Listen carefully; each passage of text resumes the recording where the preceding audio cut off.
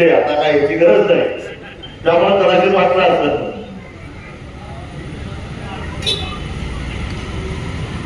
जेव्हा शेतकऱ्यांचा अशा प्रकारचे प्रश्न निर्माण होतात त्यावेळी खरं तर लोकसभा घराणून सोडली पाहिजे हे लक्षात घ्या. कारण शेतीवर प्रभाव टाकणारे धोरणात्मक निर्णय हे बहुतेक सगळे केंद्र सरकार घेत असते आणि म्हणून मी लोकसभेतच जायला इच्छुक असतो. एकदाच आमदार होतो, परत विधानसभा मिळवली सुद्धा नाही. याचं कारण मला शेतकऱ्यांच्यासाठी काम करायचं आहे. शेतकऱ्यांचे सारे प्रश्न हे केंद्रात गुंतलेले.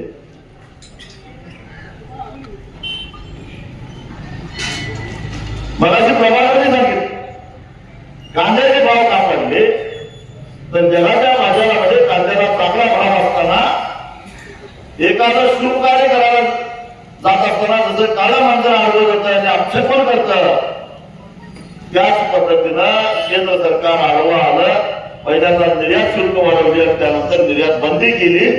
कांद्याचे भाव धडाधड कोसळले. त्याचे परिणाम आपण सगळे बघतो.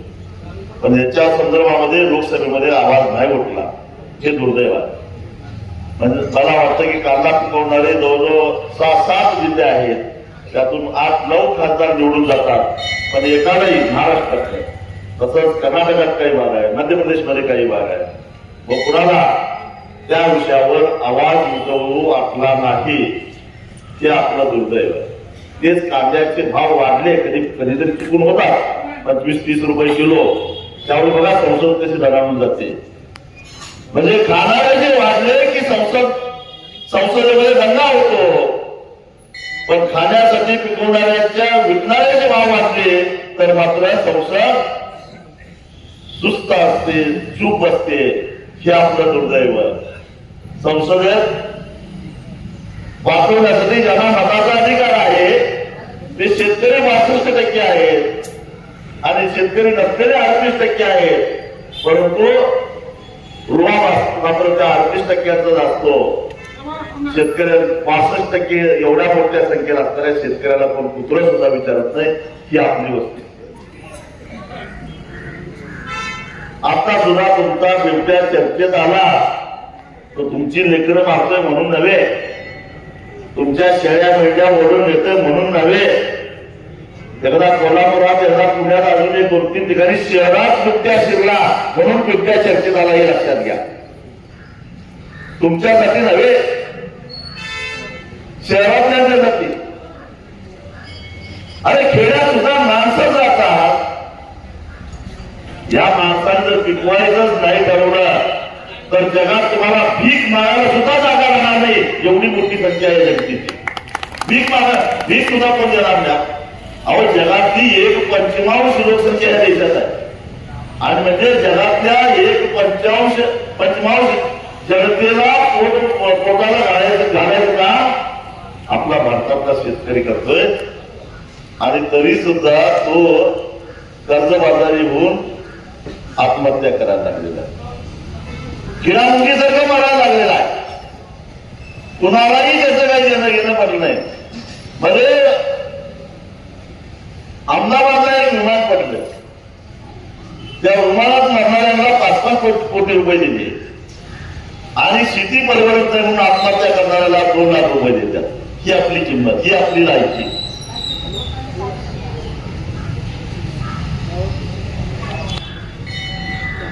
आम्ही रोजगार निर्माण करण्यासाठी मोठमोठे कारखाने काढले, मोठमोठे प्रकल्प काढले, पण ते काय फायदेशीर ठरले नाहीत. ते तोट्यात गेले. त्यामुळे ते कर्ज आम्ही काही परत करू शकत नाही असं सांगून या देशातल्या उद्योगपतींनी 16 लाख कोटी रुपयाची कर्ज माफ करून घेतली. राईट ऑफ करणे म्हणजे माफ करणेच. सोडून गेले म्हणजे काय, त्याला बघायचं नाही म्हणजे बंद, विकलंच की बघते कुठलंच. 16 लाख कोटी रुपयाची कर्ज माफ करून विकली. 16 लाख कोटी. 16वर किती शून्य नेता तर येतील काय तुम्हाला?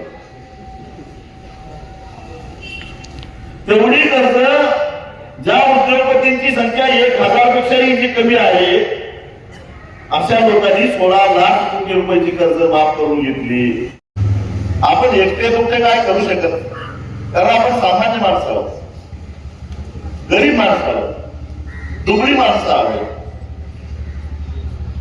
आपण काहीच करू शकत नाही. आपल्यासाठी कुणी काही अवतारी पुरुष आता येणार नाही. जे काय करायचं आहे ते एकटे करत नाही म्हटल्यानंतर सगळ्यांनी मिळून करायचं आहे ते केलं, त्यावेळी मात्र निश्चितच त्याचा परिणाम आपल्याला दिसतो. या हाताकडे जर तुम्ही बघितलं तर हाताला 5 बोट आहेत. ही 5 बोट 5 दिशेला विखुरलेली आहेत. पण ही 5 बोट जेव्हा एकत्र येतात त्यावेळी त्याची वज्रमूठ तयार होते आणि ही वज्रमूठ एखाद्याच्या थोबाडावर जर हाकली तर त्याचे 32चे 32 दात पडतात. तेवढी ताकद या मुठीमध्ये तयार होते. कधी जेव्हा ही 5 बोट एकत्र असतात त्यावेळेस. पण या बोटामध्ये जर अहंकार निर्माण झाला याचा आपल्याला कुणाची गरज नाही आणि त्यांची एकजूट सुटली आणि ती परत विखुरली तर 32 काय एक दात पाडायचं सुद्धा, हलवायची सुद्धा ताकद एका बोटामध्ये राहत नाही, हे समजून घ्या. अरे डॉक्टर बाबासाहेब आंबेडकरांनी जे संविधान दिलेलं आहे, आपल्याला दिलेलं आहे संविधान, आणि त्या संविधानानुसार आपल्याला काही मूलभूत अधिकार मिळालेले आहेत आणि त्या अधिकाराला अनुसरून काही कायदे आम्ही करून घेतलेले आहेत आणि त्या कायद्यानुसार मिळणारा भाव सुद्धा जर का इथले कारखानदार देत असतील आणि तरी सुद्धा तुम्हाला राग येत नाही याचं मला आश्चर्य वाटतं. कायदा काय आहे माहितीये? ऊस तुटल्यानंतर 14 दिवसाच्या आत, 15 सुद्धा नव्हे, 14 दिवसाच्या आत जी काही किंमत निश्चित केलेली आहे कायद्यानुसार ती किंमत विना कपात, कसलीही कपात करायची नाही. एक रकमी शेतकऱ्याला जर नाही दिलं तर तो कारखाना सरकारचा थकबाकीदार समजून त्या कारखान्याच्या वसुलीसाठी जप्तीची कारवाई केली जाते. त्या कारखान्याची मालमत्ता जिल्हाधिकाऱ्यांना जप्त करायची, निलावात विकायची आणि ते शेतकऱ्याला पैसे द्यायचं, एवढा कडक कायदा आहे तुमच्यासाठी केलेला आहे. आणि तो कायदा 2011 साली लोकसभेमध्ये मंजूर करून घेण्यामध्ये माझा हात होता हे सांगायला मला अभिमान वाटतो, कारण त्यावेळी मी खासदार होतो.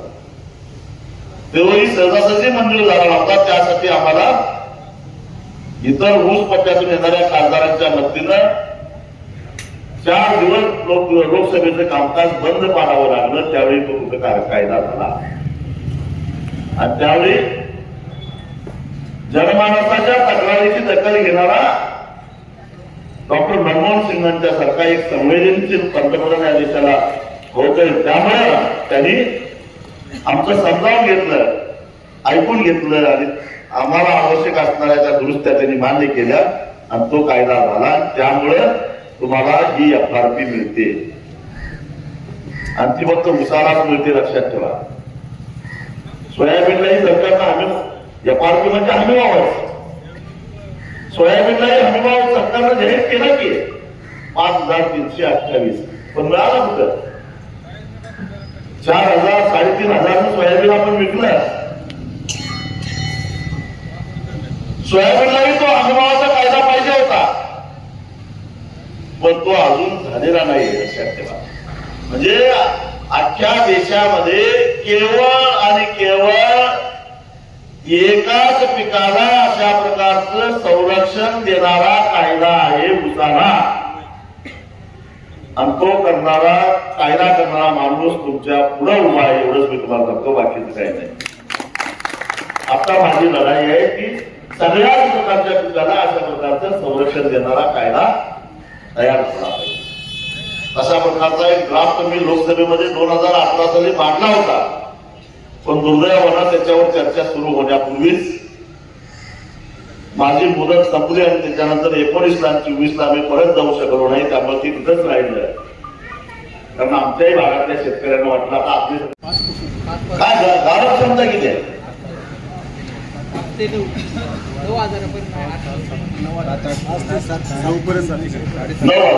5,000 जाऊ आपण जास्त डोक्याला त्रास नाही करून घ्यायचा, हिशेबाला बरं असतो.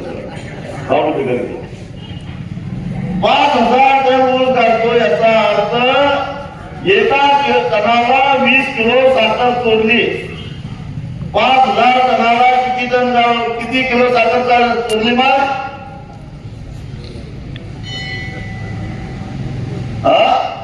2 लाख किलो, बरोबर आहे काय? 2 लाख किलो म्हणजे किती टन? 20 टन, बरोबर आहे.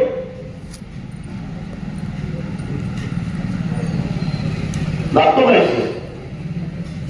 तसा हिशोब तुम्हाला लागायचा नाही. आता एका टनाला 20 किलो साखर चोरली, बरोबर. आता 20 किलो साखरेचे बाजारभावाला पैसे किती झाले? 40 रुपये किलो साखर आहे कारखान्यावर, म्हणजे 400 रुपये झाले, 800 रुपये झाले. 800 म्हणजे एका टना पाठीमागे त्यांनी 20 किलो साखर चोरून 800 रुपये कमावले. मग 5,000 टनाचे किती झाले? 40 लाख. दररोज त्यांनी 40 लाख रुपये कमावले. 100 दिवस कारखाना चालला तर 40 कोटी रुपये झाले. 150 दिवस कारखाना चालला तर 7 कोटी रुपये झाले. वर्षाला 7 कोटी रुपये. एक कारखाना जो 5,000 टन ऊस गाळप करतो तो 7 कोटी रुपये काळा पैसा तयार करतो. कारण रिकव्हरी करून पैसा हा सगळा काळा पैसा असतो. त्याचं उदाहरण मी सांगतो. क्रांतिसिंह नाना पाटलांचं नाव तुम्ही ऐकलं असेल, पण काय या महात्म्याच्या वाट्याला भोग आले बघा. त्यांच्या नातवानं परवा एक तक्रार केली आपल्याच चुलत्याच्या विरोधात की हुतात्मा सहकारी साखर कारखान्यामध्ये रिकव्हरी चोरलेली 18 कोटी साखर पडून आहे, ती जप्त करावी. त्यांच्या घरात भांडण लागल्यावर आम्हाला कळायला लागलंय. मी तुम्हाला सांगतो हे खोटं नाही आहे. लेखी पत्र पोलीस स्टेशनला दिलं आहे.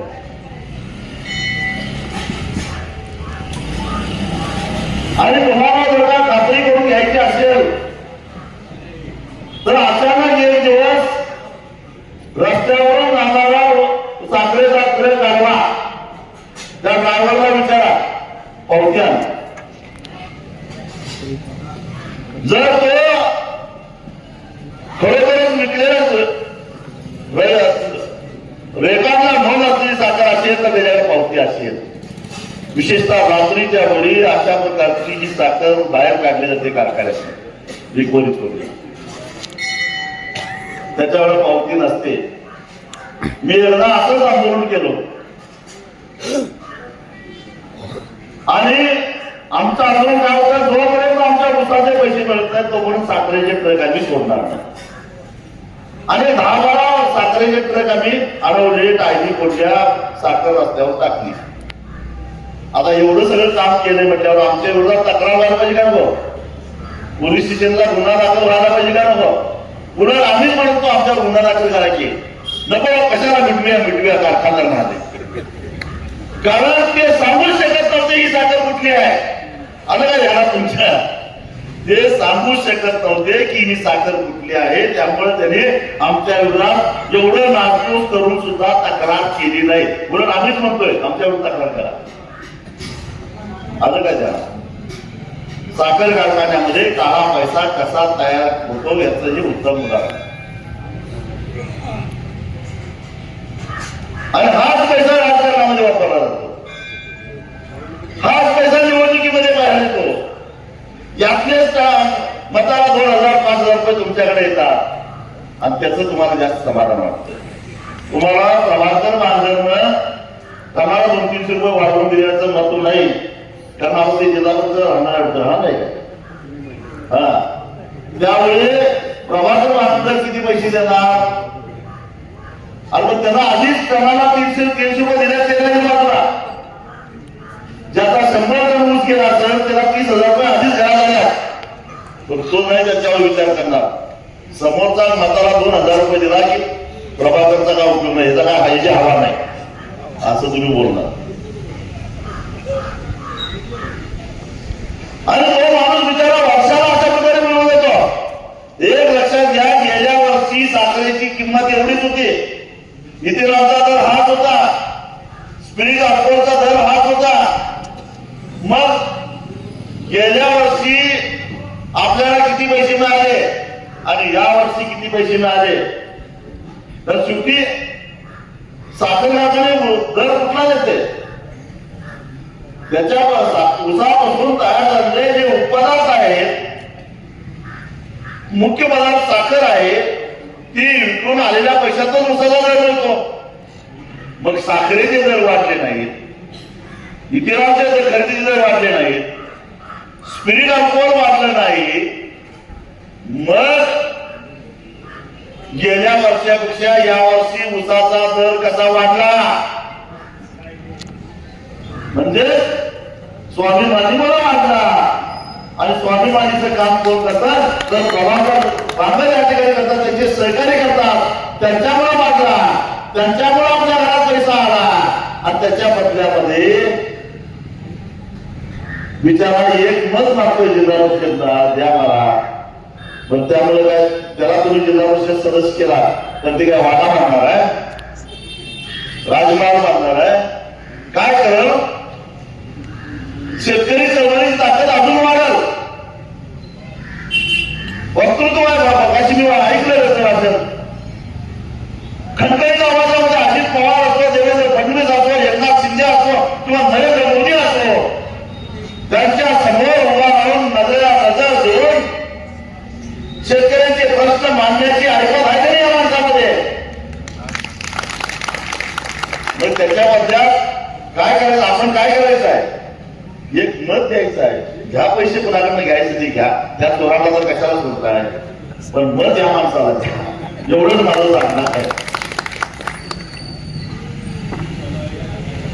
हे असं करावं लागेल, कारण हा सारा परिसर छत्रपती शिवाजी महाराजांच्या पवित्र परस्परानं पावन झालेला हा भाग आहे. आणि शिवाजी महाराजांचे जन्मगाव आहे, जन्म ठिकाण आहे. शिवाजी महाराजांनी आपल्याला शिकवलेला आहे गरिबी गावा. सध्याच्या लोकशाहीच्या काळातला गरिबी गावा हा लक्षात ठेवा. अशा पद्धतीने गरिबी गावा केला तर आपण 40 ते घराची बोटं झाकली जातील. अशा पद्धतीने गरिबी गावा केला तर आपल्याला खाण्याचा कोटा मिळेल. त्यासाठी आता वाढण्याची गरज नाही. आता 40 ते घराची बोटं झाकायसाठी तलवार हातात घ्यायची गरज नाही. डॉक्टर बाबासाहेब आंबेडकरांनी संविधानाच्या माध्यमातून मत नावाचं अस्त्र तुम्हाला दिलंय, त्या अस्त्राचा वापर करा आणि शेतकऱ्यांचे प्रश्न मार्गाला लावा. एवढंच माझं तुम्हाला सांगणं आहे. मगाशी उल्लेख झाला कशाचा? हायकोर्टाचा. पण त्याच्याकडे जाण्याच्या आधी हा दिवसाचा मुद्दा मी संपवतो. काटामारी होते का नाही तुमच्याकडे? काटामारी अजित पवारांच्या मागे लागले आणि आता आमचा देवाभाऊ म्हणते. हा, आता देवाभाऊच्या नाव ठिकाणी कुठला शिवाभाऊ ना यांचा शिवाभाऊ. हे कुणाचे नाही. ज्यांची सत्ता असेल त्यांना रामराम करायची ही आवडत आहे. का तर यांच्या चोऱ्या लपवण्यासाठी यांना सत्ता लागते, त्यांना सरकारमध्ये राहावं लागतं. नाहीतर मग मुख्यमंत्री म्हणते काटामारी बाहेर काढेल. आलं का ध्यानात तुमच्या? रिकवरी चोरी बाहेर काढेल. आणि म्हणून खरं तर महाराष्ट्र सरकार ऊस उत्पादक शेतकऱ्यांच्या मागे लागायला पाहिजे, काय कारखानदारांच्या मागे लागायला पाहिजे. महाराष्ट्रात कारखाने 200 आणि ऊस उत्पादक 3.5 कोटी. मग 3.5 कोटीच्या मागे सरकार राहायला पाहिजे. 200 लोकांच्या मागे राहायला पाहिजे, पण सरकार 100 या 200 लोकांच्या मागे राहिलं. मी हायकोर्टातला हा निकाल आणला, हा सजासजी आला नाही. जेव्हा हायकोर्टाचा निकाल लागला मी कोर्टात गेलो. का गेलो? कारण उद्धव ठाकरे जेव्हा मुख्यमंत्री होते त्यावेळी या लोकांनी त्यांची दिशाभूल करून त्यांना तुकड्या तुकड्याला उसाचे पैसे द्यायचा कायदा करायला भाग पाडलं. मी उद्धव ठाकरेला सांगितलं हे करू नका. 2 वेळा सांगितलं, ऐकलं नाही.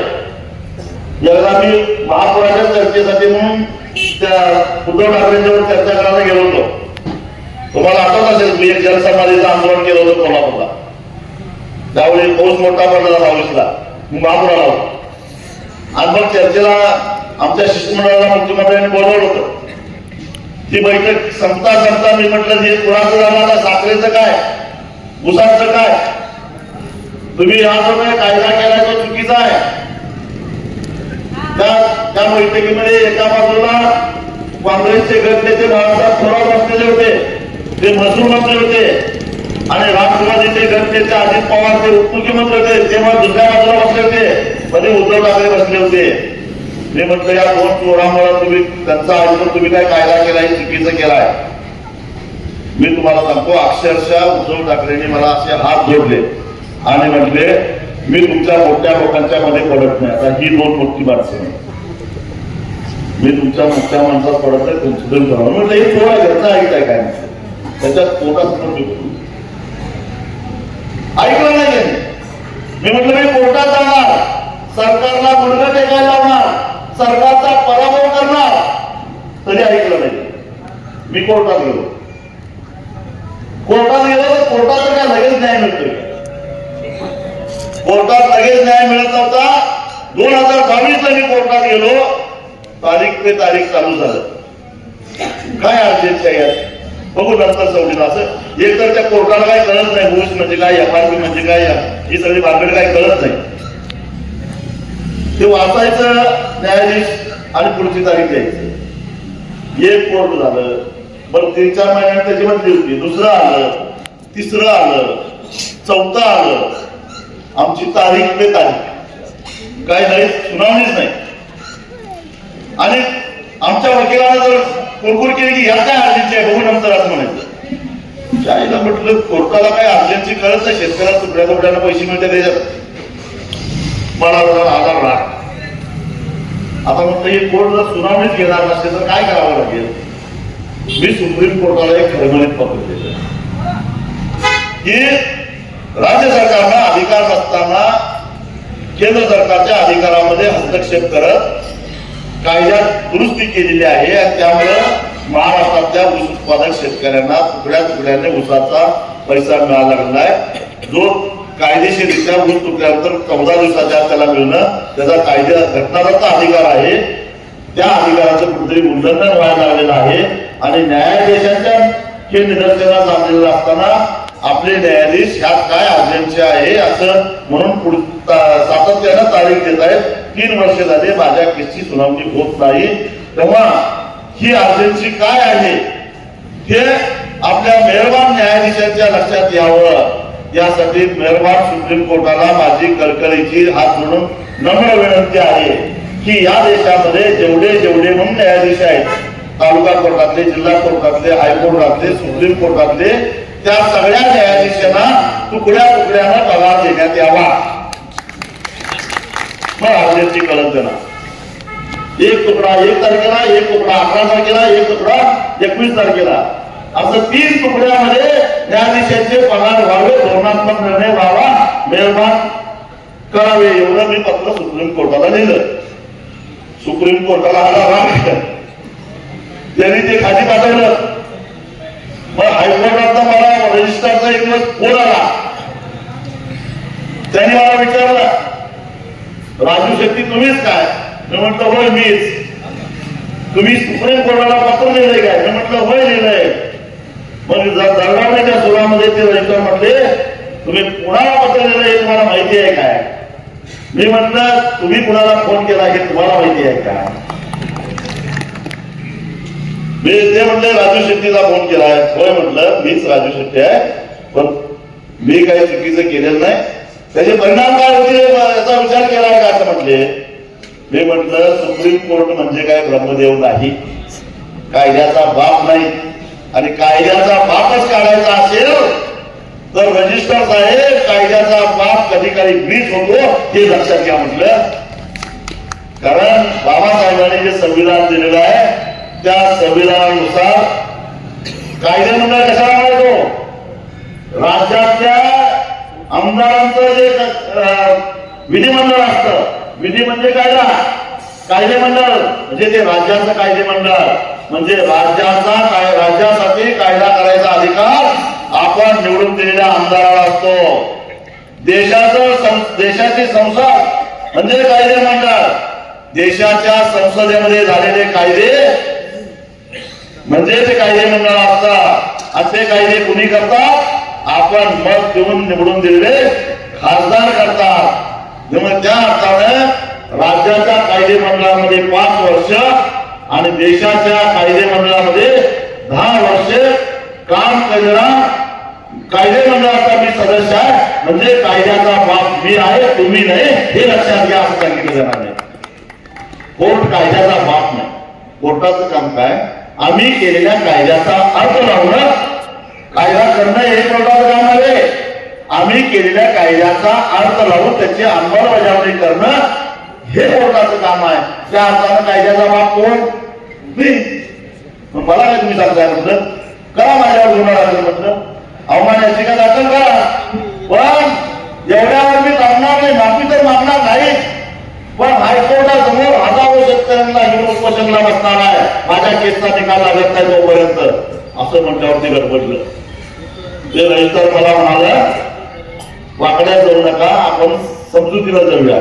मग आता आलाच काय म्हटलं वकीलला, समजुती मी आहेच म्हटलं समजुतीनं, तुम्हीच वाकड्यात गेलाय. मग म्हणले तुमच्या वकिलाला सांगा सुनावणी फास्ट घ्यायला विनंती करायला, तुमची सुनावणी होईल. मग आमच्या वकिलानं पुन्हा एकदा विनंती केली आणि मग 3 वर्षात त्याला कोर्टानं हातच लावला नव्हता. 3 आठवड्यात आमच्या केसचा निकालच लावून घेतला. 3 आठवड्यामध्ये 50 तास कामकाज चाललं, म्हणजे दिवसाला 7-8 तासांना हिशोब बघा. 3 आठवड्यात म्हणजे जवळजवळ दररोज कामकाज आमचं चालायचं, बाकीच्या राहता पुढची. असं करून 50 तास कामकाज करून तुम्हाला सांगतं की आता शेळी काय तर मला वाटतंय की 2-3 हजार मिळत असेल, केवढ्या 5,000ला 5,000 ते 10,000 खरेदी करते बघा. 10,000, 11, 15,000ला शेळी, एक शेळी खरेदी करून सोडून देणार. ते मी सोडते काय नाही, कोणाला शेळीच्या नावाने कुत्री सोडा, कारण बिबट्याला कुत्री जास्त आवडते आणि पैसे खर्च मात्र शेळ्यांचा करायचा. अरे मुळामध्ये मानववादी सरकार ज्येष्ठ पर्यावरण काय सांगतोय की सृष्टीचा नियम आहे, एखाद्या प्राण्यांचं जीवन, त्याचं जे काही जीवन क्षेत्र आहे त्याच्यामध्ये हस्तक्षेप केला तर त्याच्यामध्ये अनैसर्गिकता तयार होते. आणि त्यामुळं बिबट्यानं आपला अधिवास का बदलला तर त्याला जंगलापेक्षा शेतकऱ्याच्या उसात सुरक्षितता वाटायला लागली. मानववादीला म्हणतात की बिबट्याची संख्या प्रमाणापेक्षा जास्त झालेली आहे आणि म्हणून तो अन्नाच्या शोधात मानवी वस्तीमध्ये आलेला आहे. तेव्हा त्याची संख्या कमी करणं हा त्याच्यावरचा पर्याय आहे, उपाय आहे. मग जे वन खात्याने करायला नको, मग त्याची संख्या कमी करण्यासाठी एक तर बिबट्याचा जसं निर्वंशीकरण कुठल्याच केलं जातं तसं करायला पाहिजे. नाहीतर हे काही बिबटे पकडून काही जगातल्या इतर देशामध्ये किंवा देशाच्या इतर प्रांतामध्ये अभयारण्यामध्ये सोडलं पाहिजे. हा वन तर आहे की शेतकऱ्यांच्या लाडका हाती नेण्यापेक्षा हे बिबटे घेऊन जा मला द्या, आम्हाला 50च घेतो म्हणजे 50 कुठे पुरायचे, 50 तुमच्या एका खेळ तालुक्यात 100 असतील. कारण ते कडून एका वेळेला 4-4, 5-5 ते दिले ते वाटतं. हा, मग त्याची संख्या काय तुझे हवे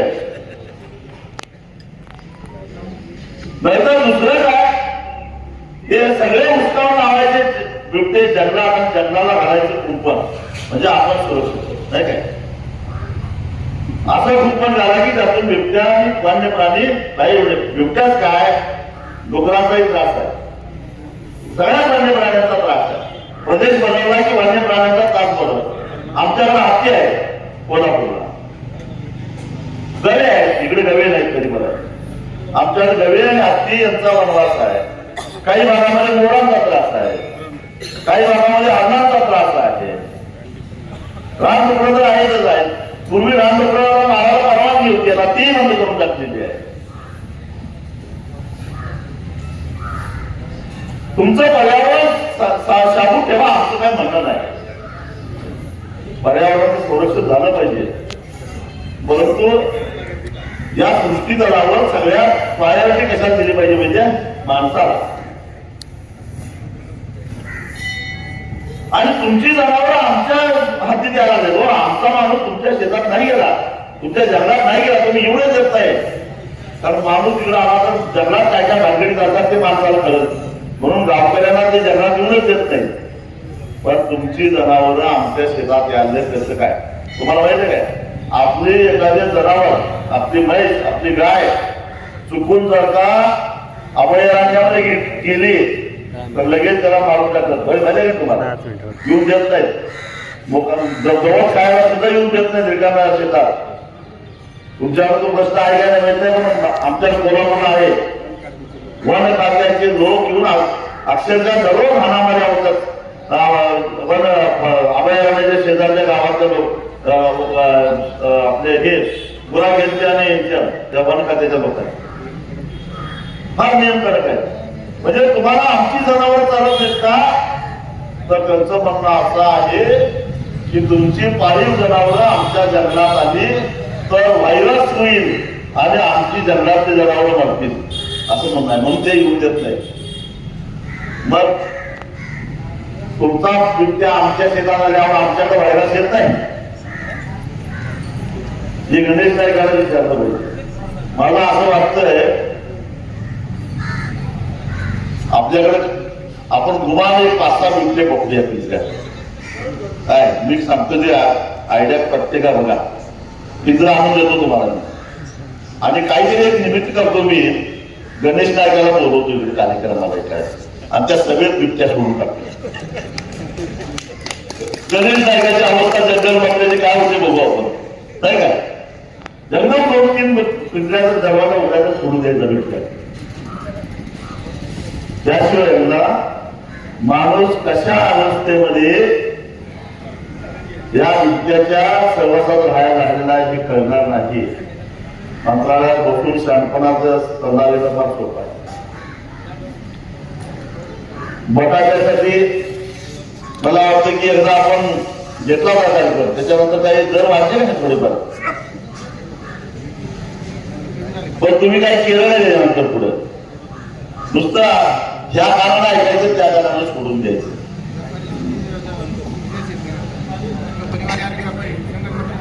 संगणकामध्ये त्यासाठी मी तुम्हाला एक उपाय सांगितलेला होता, तो मी केला नाही. त्याला नुसतंच आला बटाट्याच्या ह्याला.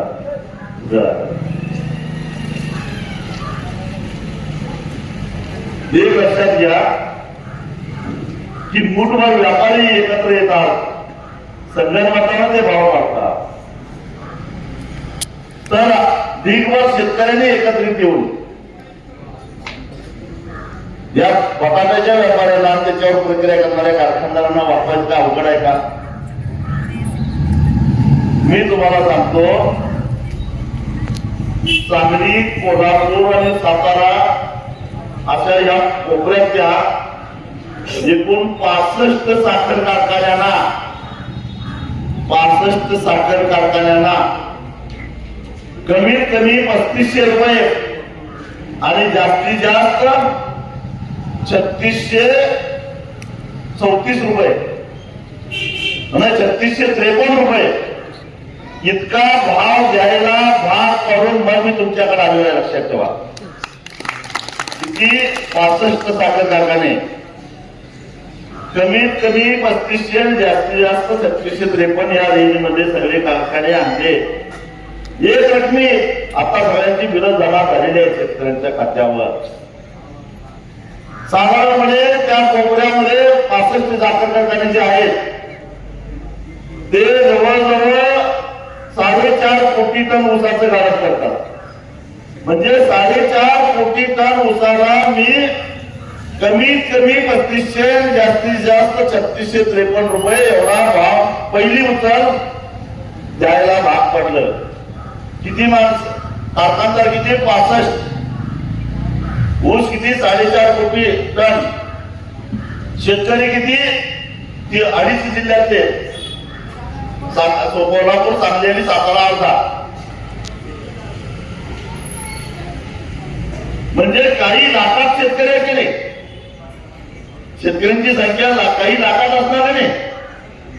म्हणजे काही लाख शेतकऱ्यांना एकजूट करून 65 कारखानदारांची एकजूट तोडून त्यांना जर का मी एवढे पैसे द्यायला भाग पाडलेले असेल तर मग तुम्हाला काय. आणि तसं बघायला गेलं तर तुम्ही कधीतरी बघा, कोल्हापूर जिल्हा, सांगली जिल्हा, सातारा जिल्हा आणि हा तुमचा परिसर काय फारसा वेगळा नाही, तसंच डोंगरी भाग आहे सगळा.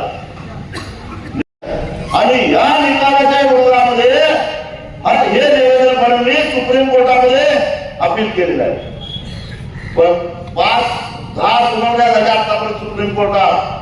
प्रत्येक सुनावणीच्या वेळी राज्य सरकारचा वकील सुप्रीम कोर्टाकडे विनंती करतो, स्टे द्या या निकालाला.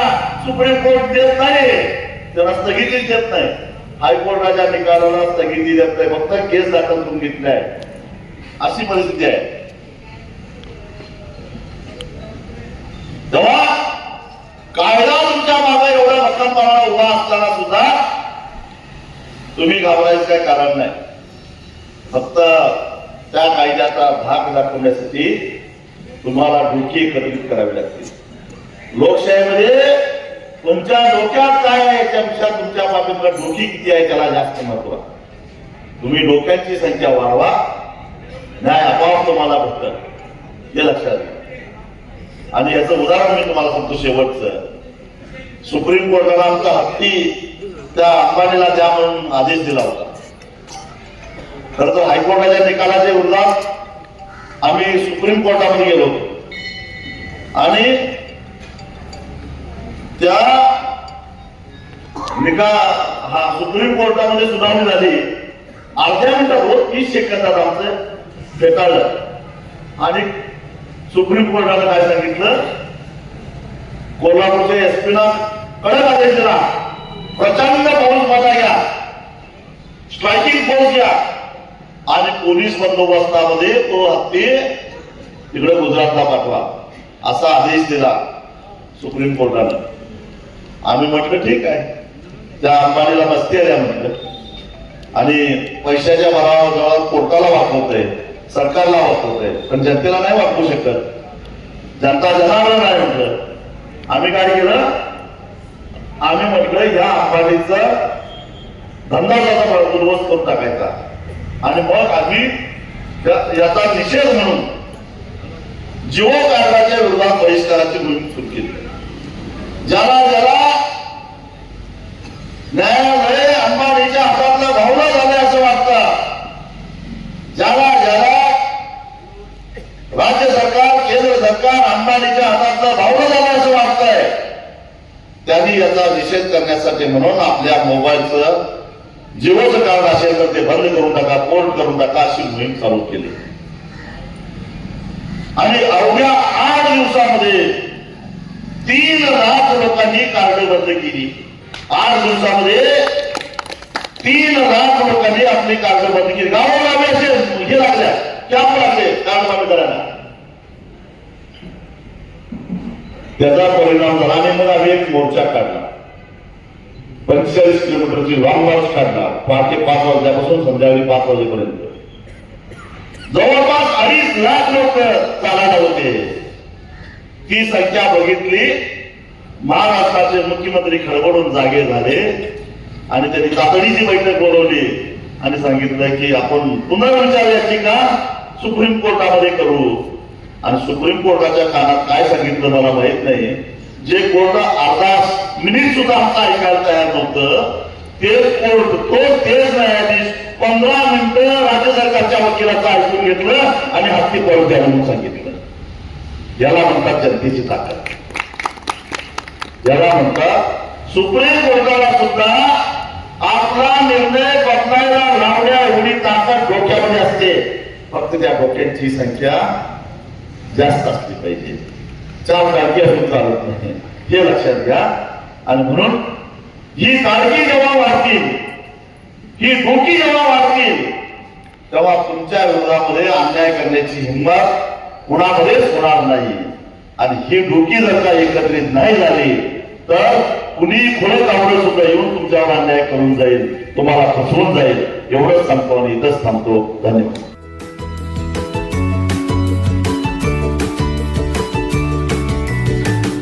बातम्या शेतीच्या, बातम्या मातीच्या, बातम्या अन्यायाच्या, गुन्हेगारीच्या,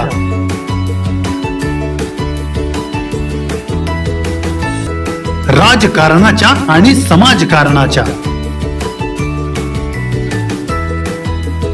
शोषणाविरुद्ध बुलंद आवाज, जनसामान्यांच्या हुंकाराची गाज, सत्कार्याला प्रोत्साहन, दुष्कृत्याला अनुशासन, निर्भीड, निस्पृह, सडेतोड, बेधडक आणि रोखटोक म्हणजेच विघ्नहर टाइम्स. शोध बातमीचा, ध्यास सत्याचा. आपलं चॅनल, आपली बातमी. सबस्क्राईब तर कराच, पण बेल आयकॉनवर क्लिक करायलाही विसरू नका.